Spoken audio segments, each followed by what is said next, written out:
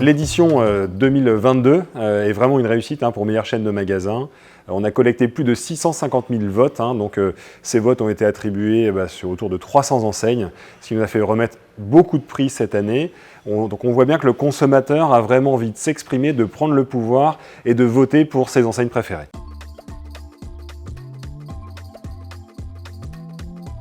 On a senti deux choses dans l'édition. C'est le fait que les consommateurs sont retournés vers leurs points de vente et ont vraiment voulu voter auprès de leurs points de vente et encourager les points de vente qui ont réouvert. Mais de l'autre côté, on a senti aussi une forte envie d'aller sur le e-commerce, notamment dans certains secteurs d'activité.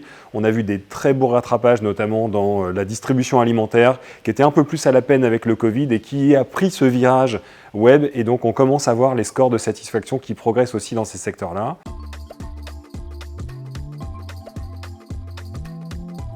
C'est sûr que dans le choix d'une enseigne, qu'elle soit physique ou online, les avis clients, mais aussi les influenceurs que peuvent mettre certaines marques, tous ces nouveaux canaux digitaux vont aujourd'hui impacter le choix du consommateur et vont l'impacter dans le choix de son enseigne, mais aussi dans la fidélité à cette enseigne.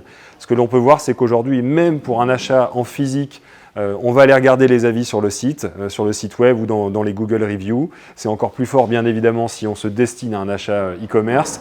Et bien sûr, la partie des influenceurs joue leur rôle aussi bien pour les réseaux physiques que les réseaux online.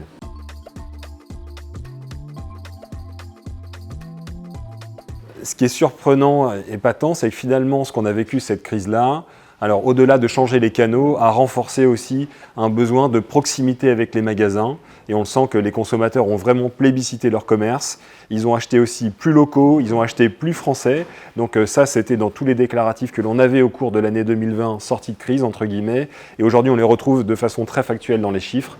Donc voilà, il y a une vraie carte à jouer. Pour les belles enseignes que nous avons ici en France, à jouer cette proximité, ce côté made in France et produits locaux, puisqu'on a vraiment les consommateurs qui se tournent vers ça, tout en dénigrant pas un rapport qualité-prix, puisque chacun est encore très attentif, bien sûr, à son pouvoir d'achat.